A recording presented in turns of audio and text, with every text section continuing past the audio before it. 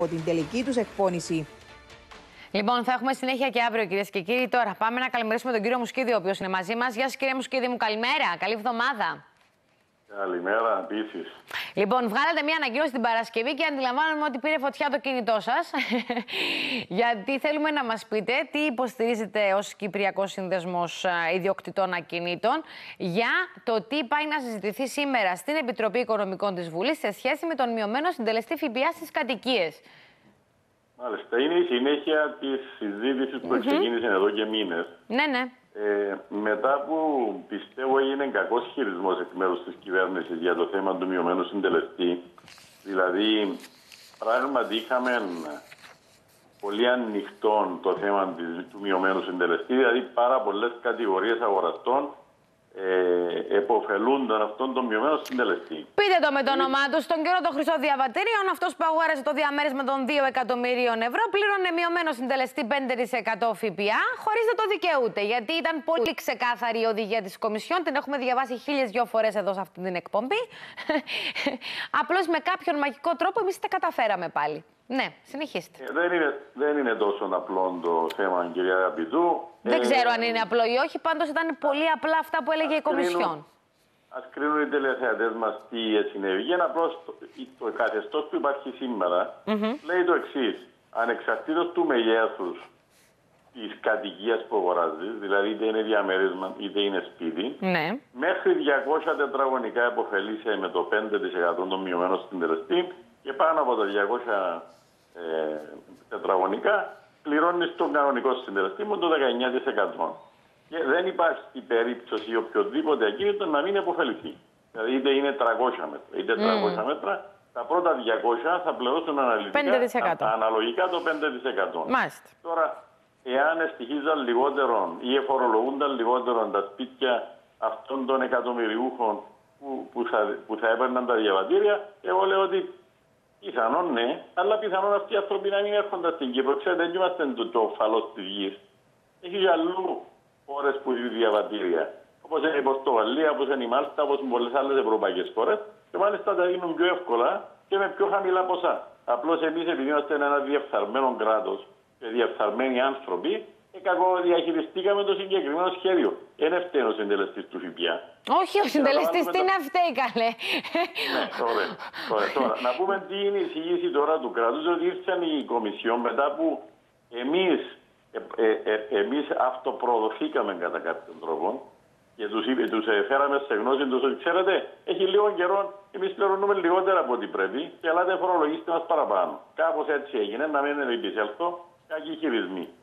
Όπως και να το θέμα, είπαμε μας ότι πρέπει λιγότερα στρώματα του κόσμου να υποφελούνται αυτόν του μειωμένου συντελεστή, διότι κανονικά πρέπει να είναι για τον κόσμο που έχει ανάγκη. Ωραία. Αντί να μειώσουμε τους αριθμούς αυτούς, δηλαδή το 200, να το μετακινήσουμε στο 170, στο 160, στο 150 στο κάτω-κάτω. Πήγαμε και αλλάξαμε ολόκληρη τη φιλοσοφία και τώρα πήγαμε σε χειρότερη μοίρα που είμαστε μετά την πρώτη εισηγήση. Για πείτε μου. Η αρχική εισηγήση ήταν το 140 με το 200, δηλαδή κάτω από 145, 140 με 219, αν το ακίνητο ήταν πάνω από το 200, όλο το ποσό 19. Το οποίο το βρίσκουμε λίγο υπερβολικό, αλλά αυτή ήταν η εισηγήση. Τώρα, στη σοφία του το κράτος, δεν ξέρω ότι βρεθήκαμε με το ΕΤΕΚ. Δεν ξέρω τι ρόλο παίζει το ΕΤΕΚ σε αυτά τα κοινωνικής φύσεως θέματα. Ευκάλαν κάποιους μέσους όρους και είπα, ξέρετε, τα σπίτια πρέπει να έχουμε διαφορετικά από τα διαμερίσματα. Διότι, ποιος ο λόγος, ένα άλλο είδους ανθρώπους που κατοικούν σε διαμερίσματα και άλλου είδους Κυπρέου που κατοικούν σε σπίτια. Ήρθαν και είπαν ότι ξέρετε για τα σπίτια μέχρι 170 μέτρα να επωφελούνται, ενώ για τα διαμερίσματα μέχρι 90 μέτρα. Τώρα, τι λογαριασμοί είναι αυτοί, ευκάλαν μέσον όρο λέει. Δηλαδή πιάσαν το στούντιο που είναι 35 μέτρα και το μονάρι που είναι 50 μέτρα και βάλαν το με το 4 το διαμερίσμα και άλλα μεγάλα διαμερίσματα και ευκάλαν μέσον όρο το 90. Δηλαδή είπαν ότι μέχρι 90 μέτρα το διαμέρισμα να υποφελείται. Και εγώ σας λέω, ποια οικογένεια με 2 παιδιά ή περισσότερα μπορεί να ζήσει σε ένα διαμέρισμα 90 μέτρα. Πρώτα απ' όλα αποκλείσαν όλα τα τριάρια. Δεν υπάρχει τριάρι που είναι 90 μέτρα. Ναι, είναι 95 και βάλε, φαντάζομαι, το τριάρι. Δια νόμου πρέπει να είναι τουλάχιστον 95. Μάλιστα, άρα σωστό. αποκλείσαν όλες τις φτωχές οικογένειες που έχουν 2 παιδιά και πάνω. Τώρα, για μένα το πράγμα είναι εξωφρενικό. Δηλαδή, ενώ έχουν την καλή πρόθεση, προσεγγίσαν το θέμα επιστημονικά, πια και ευκάλανε ένα μέσον όρο ο οποίος δεν ευκάλει καθόλου νόημα. Το 170, τείνω να το καταλάβω, γιατί το 140 στην αρχή ήταν λίγο, γιατί κανένας, ακόμα και τα σπίτια από developers που χτίζονται, κάτω από 160-165 τετραγωνικά δεν βρίσκεις. Άρα το 170 του βρίσκω μια λογική παρά το 140 που ήταν, που είχαμε και εκεί θέματα πολλά και προβληματισμούς. Το 90 στα διαμερίσματα όμως, από τη στιγμή που αποκλείεις έναν τριάρι, δηλαδή το υπνοδωμάτιο των γονέων και τα 2 υπνοδωμάτια των παιδιών, γιατί το αποκλείεις το τριάρι με αυτόν τον τρόπο. Και ο λόγος είναι ότι η προσέγγιση ενώ ήταν θετική, δηλαδή πλησιάσαν το επιστημονικά, να βγάλουμε τον μέσον όρο. Δεν βγάζει νόημα να βγάλεις μέσον όρο έναν τεσσάρι με ένα στούντιο. Δεν σημαίνει τίποτε αυτόν τον μέσον όρο. Ναι. Είναι σαν να λέμε να πιάσουμε όλους τους μισθούς των κυβερνητικών υπαλλήλων, να κάνουμε μέσον όρο και πιάνουν όλοι τον μέσον όρο. Δεν γίνεται. Πείτε το αυτό σήμερα στη Βουλή που θα πάτε. Τι ώρα είναι, στις 11? Η ώρα είναι 9 και 4. Θα φεύγετε. Ωραία. Λοιπόν, πριν να σας αποδεσμεύσω, γιατί είναι ώρα να πάτε, γιατί θα έχει κίνηση, θέλω να μου πείτε και το άλλο. Γιατί εσείς εντοπίσατε και μια παραδοξότητα που ενδεχομένως να έρθει. Δηλαδή, στην ίδια πολυκατοικία αγοράζει ο κύριος Μουσκίδης ένα διαμέρισμα, αγοράζω κι εγώ ένα διαμέρισμα, αλλά θα πληρώσουμε διαφορετικό ΦΠΑ. Μάλιστα. Αυτό έχει να κάνει με την μεταβατική περίοδο. Η πρόταση είναι ότι μέχρι τις 30 Δεκάτου του 2022, όσοι αγόρασαν, μπαίνουν με το εφιστάμενο καθεστώς. Που σημαίνει το 5% σε πιο μεγάλα κίνητα. Από την 1η του Δεκέμβρη και μετά, αλλάζει το καθεστώς, σημαίνει πολλά κίνητα που σήμερα δικαιούνται το μειωμένο συνδεδευτή, δεν θα το δικαιούνται. Οπότε, μια πολυκατοικία που χτίζεται σήμερα, όσα πουληθούν μέχρι 30 Δεκάτου καλώς, τα υπόλοιπα θα πληρώσουν τον αυξημένο συντελεστή. Οπότε, 2 ακριβώς ίδια διαμερίσματα ή σπιτάκια θα έχουν διαφορετική φορολογική μεταχείριση. Αυτό, να ξέρετε, είναι και αντισυνταγματικό. Όχι μόνο, δηλαδή το γεγονός ότι το κράτος έρχεται να φορολογήσει 2 διαφορετικά κίνητα που προσφέρονται για κατοικία για οικογένειες Κυπρίων και πληρώνει η μία οικογένεια περισσότερο φόρο από τον άλλον, αυτό πιθανόν να είναι αντισυνταγματικό. Άρα πρέπει να σκεφτούν πολύ σοβαρά οι βουλευτές μας πριν να προχωρήσουν και να αποδεχτούν αυτές τις παράλογες για μένα ανησυχήσεις, οι οποίες δεν βγάζουν κανένα νόημα.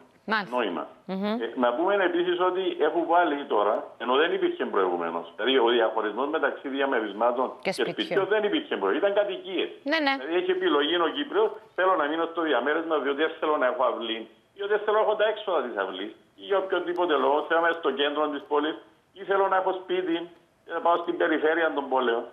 Είναι δικαίωμα. Δεν μπορεί να αφαιρέσει αυτό το δικαίωμα από μια κυπριακή οικογένεια. Είναι αντισυνταγματικό. Ήρθαν επιπλέον και βάλαν και μέγιστη αξία. Και λέει στο διαμέρισμα πρέπει να είναι μέγιστη αξία 200.000. Και πέστε μου ποιος 200.000 το διαμέρισμα. Αφού τα διάρκεια πληρώνουν από 180 μέχρι 250. Το τριάρι πόσα είναι? Το τριάρι ξεκινά από τα 250. Άρα ποιος θα αγοράσει κάτω από 200.000. Καλά κάνατε και βάλατε παύση στο ποιος θα αγοράσει γενικότερα. Ναι. Και είναι τώρα, δηλαδή η συγκυρία του, η χρονική είναι εδώ κάτι άλλο. Δηλαδή τώρα που όλα κρυβαίνουν, ήρθαμε και βάλαμε και όριο στο κόστος κατασκευής. Να μας βρουν οι κύριοι αυτοί που εισηγούνται αυτά, διότι μιλούμε για 2.000 το μέτρο υπολογίσαν τα ποσά. Δεν αγοράζεται σήμερα 2.000 το μέτρο ακίνητο. Με τα κόστη που αυξήθηκαν. Άρα για όλους αυτούς τους λόγους πρέπει η Βουλή να το σκεφτεί σωστά και να πάμε πίσω στην Ευρωπαϊκή Ένωση. Και ας πούμε οι μέση όροι δεν δουλεύουν. Δεν είναι καλή προσέγγιση αυτή. Το τι δουλεύει είναι να δούμε υπάρχει μονήρης που χρειάζεται. Ναι, να του προσφέρουμε το στούντιο και το μονάρι σε ένα λογικό εύρος. Υπάρχει οικογένεια που χρειάζεται να του προσφέρουμε το διάρρη και το τριάρι και το τεστάρι σε ένα λογικό εύρος. Δεν γίνεται να τα συμπιέσουμε όλα σε ένα site για όλο τον κόσμο, ένα site. Δεν γίνεται αυτό. Πληρώνουμε αμαρτίες, κύριε Μουσκίδη μου, πληρώνουμε αμαρτίες και τις πληρώνουμε, ο κόσμος τις πληρώνει τις αμαρτίες αυτές. Κύριε Αγαπητού, το τι φαίνεται έτσι ακόμα μια φορά ξεκάθαρα είναι ότι ενώ είμαστε σοβαροφανείς στα διάφορα σημεία του κράτους, καταλήγουμε με κάποιες εισηγήσεις οι οποίες διερωτάται κάποιος. Αν βάλαμε έναν άνθρωπο που είναι η δουλειά του να κάνει, θα μας έβγαλε πολύ πιο λογικές εισηγήσεις. Αυτές οι εισηγήσεις δεν στέκουν σε καμιά βάσανο, δεν περνούν. Δεν ξέρω, δεν έχω λόγια. Το αντιλαμβάνομαι. Θέλω να δούμε, να ακούσουμε σήμερα τι θα συζητηθεί και θα επανέλθουμε. Ευχαριστώ πολύ. Να είστε καλά. Να είστε καλά, κύριε Μουσκίδη μου. Γεια σας. Πάμε γρήγορα στη Λεμεσό, κυρίες και κύριοι, και την συνάδελφο την Έρικα.